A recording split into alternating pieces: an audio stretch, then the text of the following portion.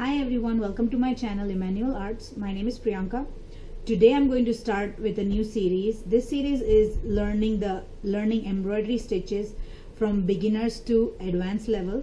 So this is my first tutorial, so I'm going to start with a very basic stitch and we are going to look into that stitch together. Let's first look what materials we require.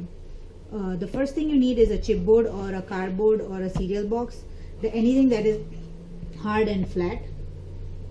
You need any piece of fabric. I'm using my old plain t-shirt to do the embroidery on it and make it look more prettier than it is now. You need embroidery floss. I'm going to use this color, but you can use any color.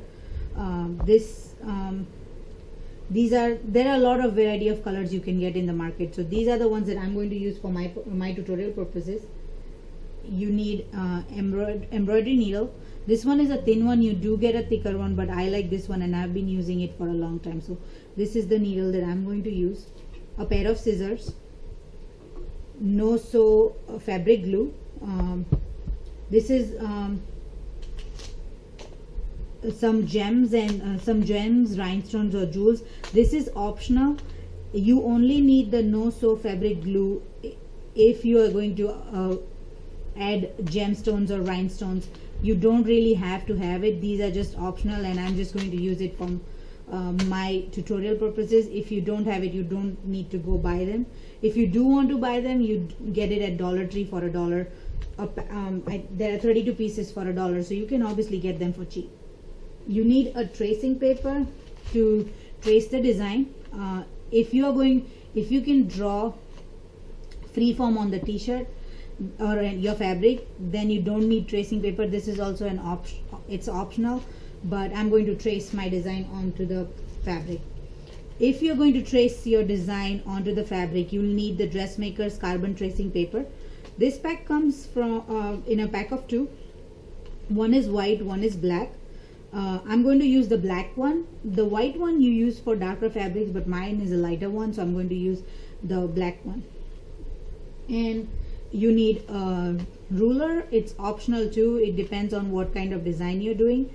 And you require a pencil. A pencil is something you require for drawing. So whether you're tracing or you're drawing freeform, you directly onto the fabric, you require a pencil. So these are the materials that you require for this project. So let's jump into the tutorial and let our creativities flow. So the first thing I did is I went ahead and drew my design. I'm not sure if you can see exactly in the camera if the design is visible or not, but I drew a geometric design on it. The next step that you have to do, and something that I forgot to mention during the materials list, was I have this. You require a hoop, embroidery hoop for doing embroidery. So this is one thing that I forgot to mention in the material section. So you will require a embroidery hoop.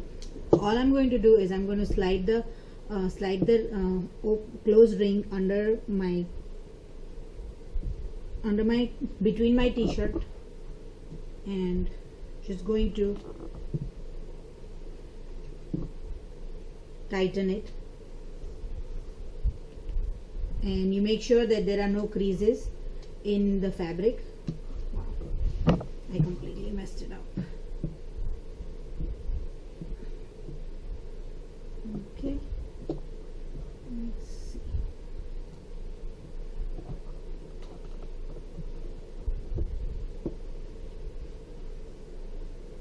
And make sure that you tighten the screw properly so that this is like a drum, and just make sure you tighten it as much as possible. Okay. So here I have attached my hoop to my t-shirt. I'm going to come back with the next step. The next step after you have attached the hoop to your fabric is to take the strand and thread it through the needle. each embroidery floss has 6 strands. So here I have divided the 6 strands into 3, and then I threaded the strands on the needle and doubled them to make 6 strands. This makes it easier for the thread to go through the needle if the eye of the needle is small. So that's why I split the 6 strands into 3 and then doubled it on my needle to make it 6 strands. So we'll start with this stitch that we are going to do today is called the running stitch with a twist. So first we'll start with the running stitch. To start with the running stitch, all you need to do is go from under your fabric and bring out the needle where you want to start doing the running stitch. So I'm going to start from here and bring the needle all the way up, and then go back inside the fabric a little distance from where you came out, and then come back out from again a little, leave a little distance and then come back out, and then pull the whole thread. This makes the first running stitch. So then you repeat the steps, go back down into the fabric, come back up a little distance and then pull the thread. This makes a single stitch. It makes single stitch. So for running stitch, make sure to make it look neater, make sure that the stitches are almost similar and equal in size, and also that you don't leave too like the distance between the 2 stitches is equal to not sometimes make sure that it's not too less or too more, and it's even everywhere. So make sure that the distance is even and also the stitches are even. So if you want to do it, if you can just continue doing the stitch. So again put your fabric, put the needle into the fabric, come back out at a little distance and then pull the thread. That's how you make a single running stitch. So keep doing that, and then if you get the hang of it, you can just go into the needle, come back out, again go into the needle, come back out and pull the thread. It makes 2 stitches at one go. But make sure that while you're doing you're trying to make 2 stitches or 3 stitches in one go, you keep the distance and the size of the stitches equal.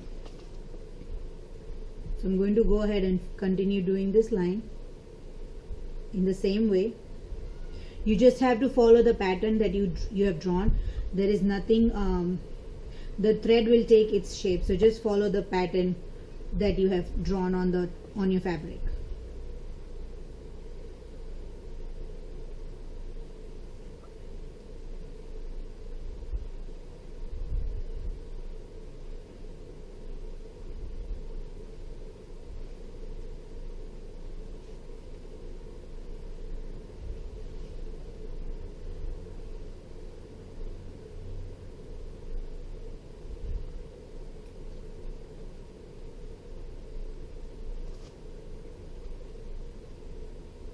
Also make sure that you have the ring is fitted tight on the fabric, or else you would not be able to do the embroidery properly.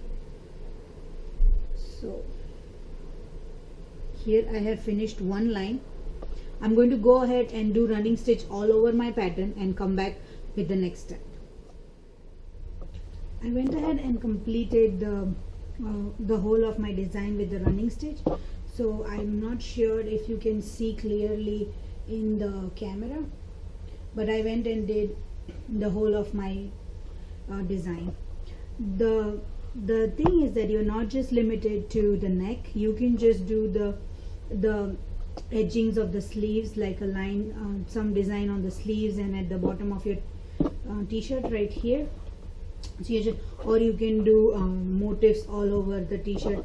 You're not limited to just the neck. So you can all just keep your you can finish your project here at the running stitch, but what I'm going to show you next is the twist part of the running stitch with twist. So here I have thread a 6 strand of green on my needle and tied a knot at the end, and all I'm going to do is for this for the twist, you do not require, if you want If you want, you can use a hoop, embroidery hoop, but it is not necessary to use it. So all I'm going to do here is I'm going to come out from next to my first green stitch up here and pull my thread out all the way, and then I'm going to go from on the other side and just go underneath the running stitch. Make sure that you're going underneath all the 6 strands of the running stitch. You're not going inside the fabric, you're just going underneath the running stitch and pull the thread. Then you again go on the other side and you're just going to go underneath the next running stitch. You're not going to crisscross, you're just going to go underneath the stitches from one direction. And make sure that you're going underneath all the 6 strands. So that is what you do for the twist. You just go from one direction to, you come, put the thread from one direction and come out from the other, and you don't crisscross, you just do it from one direction.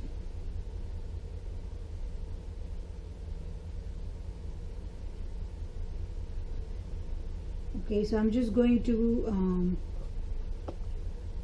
do a couple of more stitches on camera, and then I'm going to finish this offline and come back with the next step.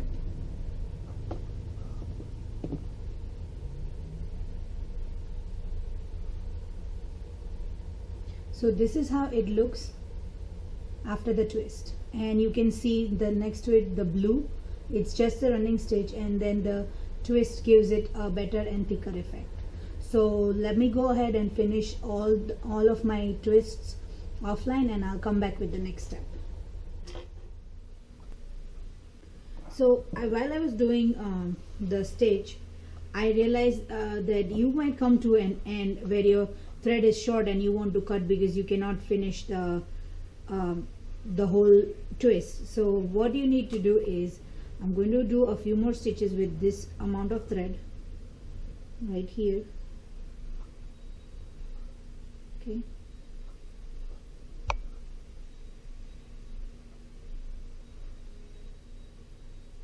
I always make it as short as possible for me to, so that I don't waste too much of the floss.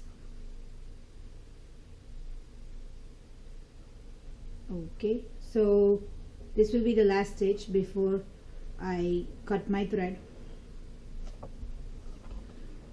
So what you need to do is, when you make the twist, you go down where you come out from, you go down right there and poke the needle through the fabric and pull the thread to the back of the fabric, turn over the fabric, and then put your needle under the stitch on the back side. When there's a little loop left, poke your needle through the loop again and pull it tight. Making one knot will not help, so repeat the steps a couple of times more. So again, go through the stitch, the same stitch. When the loop is there, put the needle through the loop and pull it tight. If you feel that 2 times is not enough, you can go a 3rd time. So I'm going the 3rd time. Again, needle through the same stitch, make a loop and put the needle through the loop and pull it tight. So once this is done, then you just trim off your thread a little further than where your knot is. So my knot is right here. I'm going to trim it a little away from the actual knot so it doesn't open up. So this is how you end your thread when you have you end your thread when you want to change color, or if your thread is small and you need to add more thread. You end your thread this way, and then you add another you add another thread to the needle and continue working. So I will go ahead and finish the last line that is left in my embroidery, and then come back with the next step. So this is the completed embroidery that I finished, the whole embroidery for my t-shirt. Let me just bring it closer. And then I went ahead, this next step that I'm going to show is completely optional, but I went ahead and added some gems to my t-shirt right here. with the fabric glue. To do this part is optional, like I said. To do you don't really need to do it if you don't have gems or rhinestones in your house and you don't want to go buy them. It's okay, you don't have to do this, but just because I wanted my t-shirt to be all blinged up, or not all blinged up, a little bling, so I just added a few flowers here. So then for this step, to add the rhinestones or gems with the fabric glue, what I did is the chipboard that I used to trace my design onto the fabric, I covered it with a plastic bag and then put it under my shirt, so that under my t-shirt, so that the glue does not penetrate through and go to the back of the back of my fabric. So then I'm just taking the glue and I'm taking my gemstone and just applying glue, a lot of glue on the back of the gemstone.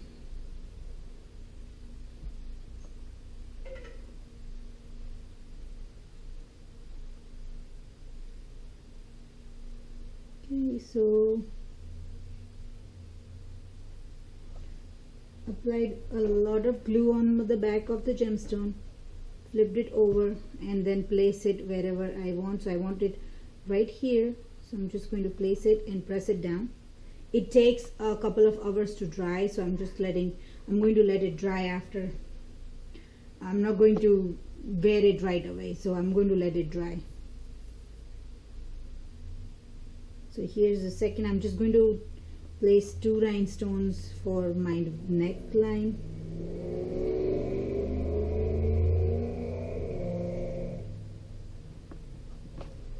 Okay, it's flying around everywhere.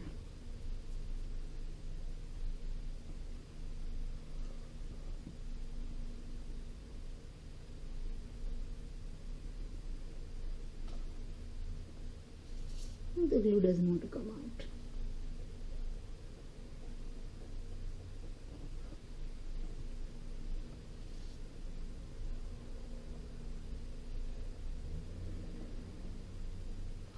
So you can see right here I've applied the glue all over generously. I did not just put a few dabs, just apply a lot of it, and then just going to place it right above the green one. So that's about it. Let me just remove this chipboard and show you the finished product.